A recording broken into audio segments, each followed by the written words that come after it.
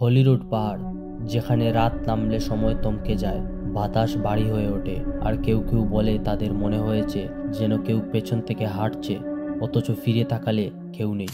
আসসালামু আলাইকুম এভরিওয়ান, কেমন আছেন সবাই? আজকের এই ভ্লগে আপনাদেরকে স্বাগতম, বলে তো ওয়েলকাম। আজকে আপনাদেরকে নিয়ে এলাম এডিনবরার হলিরুড পার্ক, যার বুকে দাঁড়িয়ে আছে রহস্যময় হলিরুড পাহাড়। স্কটল্যান্ড এক রহস্যে মোড়া প্রাচীন দেশ, প্রাসাদ, পাহাড় আর ইতিহাসে ঢাকা অনেক অজানা কাহিনী। এই পাহাড়কে বলা হয় মৃত এক আগ্নেয়গিরি, আর কেউ বলেন এতে লুকিয়ে আছে শতাব্দী প্রাচীন অতৃপ্ত আত্মাদের ইতিহাস আর এক অভিশপ্ত নারীর করুণ আর্তনাদ।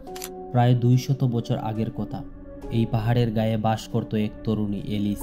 তার প্রেমিক ছিল এক সৈনিক যাকে যুদ্ধে যেতে হয়েছিল। এলিস প্রতিদিন এই পাহাড়ের চূড়ায় এসে চিঠি হাতে নিয়ে অপেক্ষা করত প্রেমিক ফিরে আসবে বলে। কিন্তু দিন যায়, মাস যায়, সে ফিরে আসে না। একদিন প্রচণ্ড জ্বরের রাতে এলিস শেষবারের মতো পাহাড়ে উঠেছিল, আর সে ফিরে আসেনি। পরদিন তাকে মৃত অবস্থায় পাহাড়ের উপর পাওয়া গিয়েছিল। তারপর থেকে তার আত্মা নাকি এখনো এই পাহাড়ে ঘুরে বেড়ায়, সাদা পোশাকে, নিঃশব্দে, চোখে শূন্য দৃষ্টি, হাতে একটি পুরনো চিঠি। বিশেষ করে হান্টার্স বগ এলাকাটিকে বলা হয় সবচেয়ে ভৌতিক। অনেক অভিযাত্রী সেই পথ থেকে হারিয়ে গেছে আর ফিরে আসেনি। প্রতিদিন হাজারো মানুষ আসে এই পাহাড়ে। তারা দেখে সূর্যাস্ত, সূর্যোদয়, শহরের আলো, সবুজ ঢালুপথ।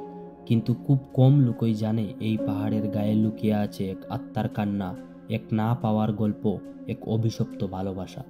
যাই হোক, প্রকৃতির টানে আজকে আপনাদেরকে নিয়ে এলাম এই সুন্দর পাহাড়ে। স্কটল্যান্ডের এডিনবরার পাশে মাথা উঁচু করে দাঁড়িয়ে আছে এই প্রাচীন পাহাড়। এক প্রকৃতির পাহাড়, বলে তো এক ফুলের রাজ্য। আর এই ফুলের সৌন্দর্য দেখে ফুলের প্রেমে পড়বেন না, কারণ এই ফুলের মধ্যে আছে এক বিষাক্ত কাঁটা। আমরা এখন দাঁড়িয়ে আছি আর্থার সিটের চূড়ায়, যা প্রায় 340 মিলিয়ন বছর আগে একটি আগ্নেয়গিরি ছিল।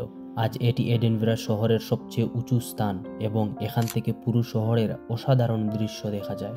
এটি সেন্ট অ্যান্থনির চ্যাপেল, একটি প্রাচীন ধ্বংসাবশেষ যা পার্কের ইতিহাসের সাক্ষী। এটি 1500 শতকে নির্মিত হয়েছিল, যার ধ্বংসাবশেষ এখনও টিকে রয়েছে। ডাডিংস্টোন লক একটি শান্ত জলাশয়, যেখানে বিভিন্ন প্রজাতির পাখি ও জলজ প্রাণী বাস করে। হলিরুড পার্ক শুধু একটি পার্ক নয়, এটি ইতিহাস, প্রাকৃতিক সৌন্দর্য এবং সংস্কৃতির মিলনস্থল।